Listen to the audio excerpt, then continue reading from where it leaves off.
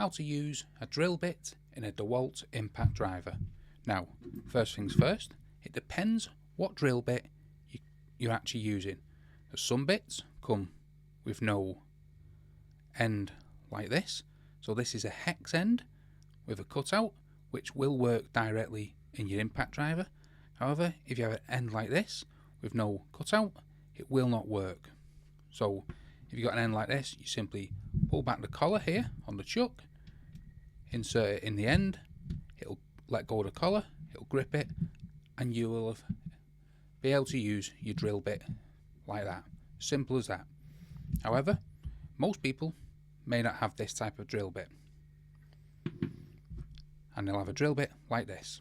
So what you'd need is a drill bit holder with that hex cut out here. I do recommend getting a decent one like this, a DeWALT one. Again, all you need to do is place this in, pull back the collar, it'll grip it, then you can enter the drill bit into the end here, it's magnetic, and then use your drill bit.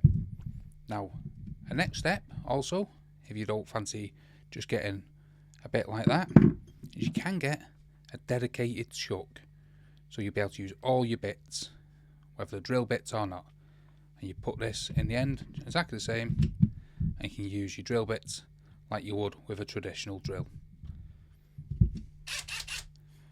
So hopefully, there are a few solutions how to use a drill bit in a DeWALT Impact Driver.